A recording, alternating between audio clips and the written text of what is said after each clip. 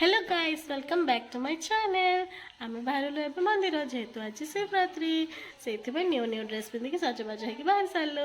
ये बाहर ये मैंने अच्छा दुष्ट आलेक्स और एरिक जो आम गला बेले हमको अटकाउछन्ते आमे भी जीवु जीवु होछु पानी पीबी ओ पानी पीब हो पानी आंदबा हो बाय बाय बाय। ସେଇଠୁ ଆମେ ପଳେଇଲୁ ଘର ପାଖରେ ଥିବା ଶିବ ମନ୍ଦିରକୁ। ଆଉ ସେଇଠି ବହୁତ ହି ଲମ୍ବା ଲାଇନ ଥିଲା। ତାପରେ ଆମେ ଭୋଗଟା କିଣିକି ସାଙ୍ଗେ ସାଙ୍ଗେ ସେ ଲାଇନରେ ଠିଆ ହେଇଗଲୁ ଦର୍ଶନ କରିବା ପାଇଁ। ତାପରେ ସେଇଠି ଟିକେ ଜୁସ୍ ଦୋକାନ ପଳେଇ ଆସିଲୁ ଯେହେତୁ ପିଲାମାନଙ୍କ ପାଇଁ ଜୁସ୍ ନେବା ପାଇଁ। ଫେର ତାଙ୍କୁ ସେଇଠି ଘରକୁ ଯାଇକି ଦେଇଦେଲୁ। ସେଇଠୁ ଫେର ଆସିକି ଦର୍ଶନ କରିବା ପାଇଁ ଜଗନ୍ନାଥ ମନ୍ଦିରକୁ ପଳେଇ ଆସିଲୁ। ଆଉ ଦର୍ଶନ ହେଇସାରିଲା ପରେ ଏଇଠି ଟିକେ ଗାଈଟାକୁ ବାଛୁଟାକୁ ଗେଲ କରିଦଉଛି। ଫେର ଆଉ ଥରେ ଘରକୁ ପଳେଇଲୁ। ସନ୍ଧ୍ୟାବେଳେ ଯେହେତୁ ମନ୍ଦିର ଯିବାର ଥିଲା ଉଜାଗର ପାଇଁ, ତ ଏଇଠି ଅପା ଡ୍ୟୁଟି ପଳେଇଥିଲା ଆଉ ଗାଡ଼ିଟାକୁ ବି ନେଇଯାଇଥିଲା।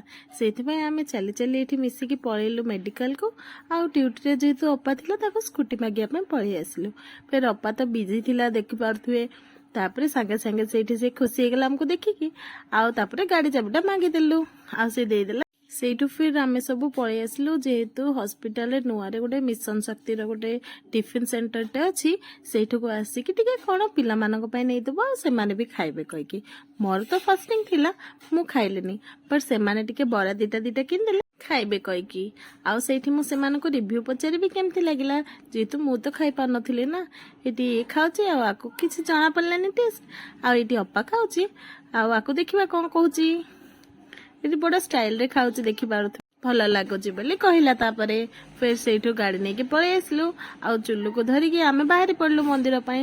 ଏଇଠି ଦେଖିପାରୁଥିବେ ରାସ୍ତା ଯାକ ସବୁ ଦିଆ ଲାଗିଛି ଆଉ ବହୁତ ସୁନ୍ଦର ଦେଖାଯାଉଛି ଯେହେତୁ ଆଗରେ ଶିବ ମନ୍ଦିରଟା ଅଛି ନା ସେଇଥିପାଇଁ।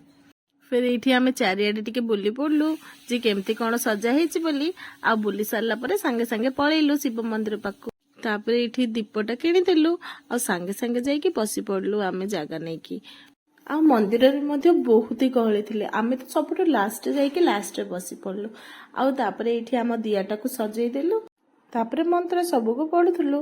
ଆଉ ମୁଁ ଏଇଠି ଟିକେ ଭିଡ଼ିଓଟାକୁ ନେଇଗଲି ସବୁଆଡ଼ର। ଆଉ ବହୁତ ହି ଦେଖିପାରୁଥିବେ ଗହଳି। ଭିଡ଼ିଓ ଭଲ ଲାଗୁଥିଲେ ଲାଇକ୍ ସେୟାର ଆଣ୍ଡ ସବସ୍କ୍ରାଇବ।